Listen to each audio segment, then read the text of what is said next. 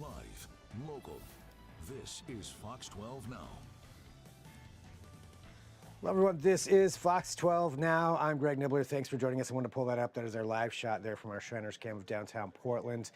Looking pretty nice out there today. And also, there's that Willamette River right there. You know what? We're going to be talking about the Willamette River today because that is our question, a question we hear from lots of people. Can you swim in the Willamette River? Again, this is Fox 12 Now.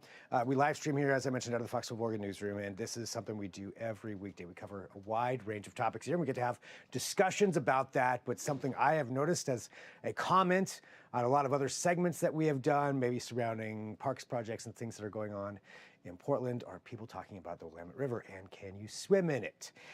There's a lot that goes on out there associated with this discussion, some probably true, some probably rumor. We're going to talk some more about that, though, right now with our guest, Willie Levinson from Human Access Project. And Willie, thank you for being here with us. I appreciate you joining.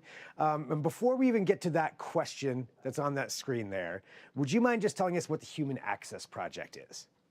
Yes, so this is the 15th year of our work. The Human Access Project's mission is transforming Portland's relationship with the Willamette River. Our vision is simply a city in love with its river. The work of our organization is cultural change. We work to help people see that the Willamette River is an asset with value. The Willamette River is Portland's second largest public space and natural area. It's owned by the citizens of Oregon. When we started our work 15 years ago, less than 5% of the central city had access to the river's edge, and it was not technically legal to swim in the Willamette River. Through our work, we worked with the Parks Department to name 6 swimming areas on the Willamette River. So that's an example of cultural change with the bureaucracies that manage the river. So we're talking about all those different access points that are now all over the place, from the St. John's area down to Selwood and on the other side as well. So lots of places where you can get into the water there on the Willamette. And yet there is something that, from years past that is still part of the psyche, I think, for a lot of people in Oregon, or at least people coming here, is the question, is it safe? Can you swim in the Willamette River? And I want to ask you that question right now. The answer, I'm happy to report, is most times of the year, yes. The biggest threat to swimmability in the Willamette now is the Ross Island Lagoon harmful algae bloom, which I have a chance to talk about. In case people aren't aware, we all know human beings have a great capacity to screw nature up. But the question is, do we have any capacity to unscrew it up? That's what happened in 2011 when the city of Portland had the largest public works investment in our history, $1.44 billion on our Big Pipe project. Prior to the Big Pipe, we would have 50 to 100 sewage overflows a year that would be measured in days and weeks at a time. Like, it would start and it would just be an open sewer for days and weeks at a time. After the Big Pipe, we still do have sewage overflows. They generally happen 2 to 3 times a year. This last February, we had a Valentine's dip to celebrate 400 consecutive days of no sewage overflow into the Willamette. But it's never happened in the summer. When it happens now, it's 80% stormwater, 20% sewage, and it's measured in minutes and hours. So it's no apologies for the fact that it still happens, but that was really a game changer in terms of our ability to swim in our river. So it really is pretty rare then to actually have that happening, to where there is sewage overflow into the river in the city of Portland or in the metro area.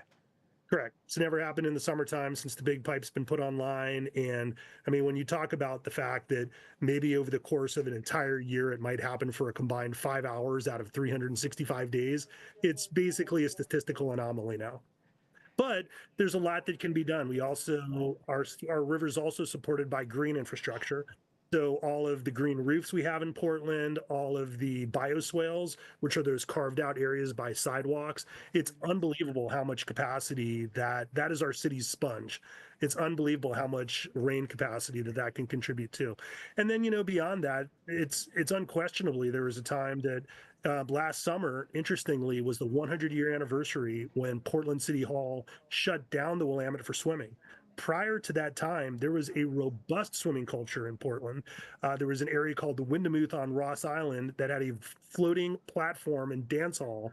And there's an advertisement we found that said it was so popular, there was a boat shuttle that left every 30 minutes from noon, from Stark Street every day in the summer to ship people to Ross Island to swim and dance. There was an auditorium at Oaks Park. But yeah, I mean, at that point, we did not have a sewer intercept system. I mean, we're not even talking about a big pipe, like literally raw sewage flowed directly into the river.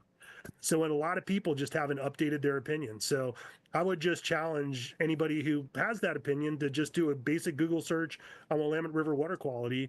And I know it's hard for a lot of people to accept, but scientifically speaking, it is safe to swim in the river now, and it's quite a joyful thing to do.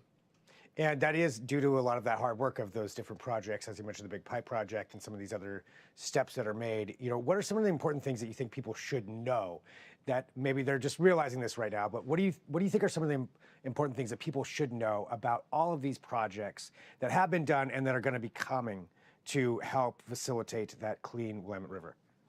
Well, number one, with the Big Pipe Project, if you weren't aware of it, you know now. There's been all this talk in Paris, France, and France is beating their chest very rightfully that the Seine River is going to become swimmable. It's captured the world's imagination. We literally did that with the Big Pipe Project close to 15 years ago, and it largely went unnoticed. That was a big part of the reason why we started Human Access Project. We started with the Big Float. We brought 25,000 people to the Willamette River over 10 years, and nobody, grew horns or their skin didn't flake off. In fact, I mean, we collected 25,000 smiles. I mean, water brings out the best in people. I mean, at this point, just through our events alone, we brought close to 40,000 people to the river. And the Big Pipe, I think, is noteworthy if you live in the city of Portland, because if you open up your sewer bill, you're paying for it. So you might as well enjoy the river, because we're probably going to be paying for this for the next 15 years as well. Beyond that, I just say, for me, Portland likes to think of itself as a green city. For me, a green city is a city you can get on your bike, ride to the river, and take a dip. So this summer, we have a lot of programming activities on the Willamette for people to check it out. So what's really cool about an urban river experience is that it's, it is really our liquid public space. You get into the river, when you climb up a ladder and you fall off, there's a consequence because gravity is not in your favor. When you fall off a dock, there's just a splash. And then when you're in water, there's no gravity. I mean, generally, when we go on a river on vacations, it's typically to beaches, rivers, and lakes. The most expensive real estate is typically by the water. This has just really been undervalued, and now HAP's working on a lot of projects right now to just improve access, to build off the 15 years of work that we've done. So that's potentially even more access points coming in addition to what's already been made. Correct. So last summer, we fundraised $300,000, which catalyzed a $600,000 investment for Parks and Rec to replace the Cathedral Park dock with swimming ladders. That's become Portland's newest area to swim. To support that, we removed 150 tons of concrete with 250 volunteers, and just created a beach by removing concrete. So it's not just the dock, it's the fact that we have uplifted that space. Then this fall, we got permits to remove 225 derelict piles, which are those little stumps that poke out of the beach, and another 10 yards of concrete. So, I mean, by removing these piles, we're just creating more areas for people to recreate. We worked with the city to spearhead Poets Beach, which was the first recognized public beach in Portland in close to 100 years. We're now actively working on Ojimacall Beach, which was between the Hawthorne Bridge and OMSI on the east side. We converted the Kevin Duckworth dock from a motorized dock to a swimming dock. The Kevin Duckworth dock was restricted to only motorized boating use, and as a result, it was only used by homeless boaters. It took us 6 years of work to get permission to add 8 swim ladders that took less than 4 hours to install. That is the grind of activism. So now we have this world-class swimming hole. So every Wednesday and Thursday this summer, we'll be doing Duckworth Summer Wednesdays. Last year, we had 500 people come out a night. We're expecting a similar turnout on Thursdays. So Wednesdays, we have DJ Carlos come out, and there's this really hilarious celestial phenomenon at Duckworth where there's a double sunset, because the sunset bounces off Big Pink. So there's literally 2 sunsets that go into the river at Duckworth. Thursdays, we're going to have live music. And then at Ojimacall Beach by OMSI in Central Eastside, Industrial District, we're going to have DJ Carlos and lifeguards every Tuesday. Then, of course, we have our River Hugger swim team. When we started swimming with the River Huggers 13 years ago, it was not technically legal to swim in the Willamette, so we called ourselves a recreational protest swim, bringing attention to the extreme deficit of water edge access in Portland. Over the course of 13 years, we've had 1,000 individuals participate. Last year, we had 200 people participate. This is an intermediate open water swim group. So 5 days a week, we swim across the Willamette and back. It's a quarter mile each direction. Advanced swimmers do a second lap, which is a mile. We have 3 kayak safety supports. It's $5 a swim. So if there's anybody out there who enjoys swimming but doesn't like being in a concrete box with floating Band-Aids and over-chlorinated pools, because that's the thing too, like people have these ideas about the Willamette. I would much rather swim in the Willamette than your typical public pool. I find those gross. Right. To be totally honest with you.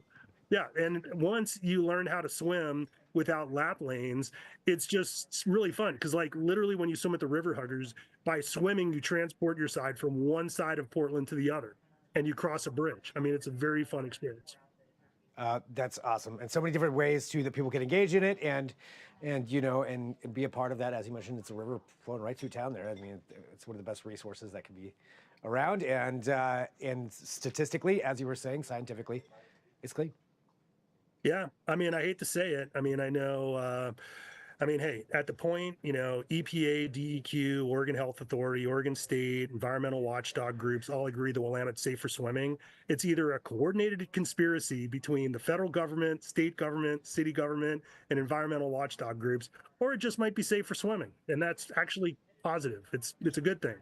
So, you know, I don't know what to say. It's just science. Well, Willie, for everybody who wants to find out more about all of those different things, events that you just mentioned, and all the other projects you have going on, and all the other different ways that people can access the river, what's the best place for them to go? That would be humanaccessproject.com or Human Access Project on Instagram or Facebook. But I hope we can hook up for a swim this summer, Greg. I think you should experience this yourself. Have you swum in the Willamette River yourself? I actually have. I did last summer at the. And it was awesome, right? Those docks at St. John's. Yeah. The new dock that you had there. Yeah, I mean, it's really nice. I will say. Yeah, from personal experience. So yeah, well, this is awesome. Well, Willie, thank you very much, for joining us, and for everybody watching. Again, we're having discussions here, and so feel free to drop your comments on there, or send me an email, fox12now@kptv.com. And Willie, thank you very much for joining us. Really appreciate your time. Thank you for the support. Thanks for having me on. Absolutely. And for everybody watching live, I'm going to take a quick break. I'm going to be joined by comedian Tom Papa here shortly. So we're going to get turned around so we can get him on. He's going to be coming to town here later on this weekend, actually. I think April 25th is the date of his show.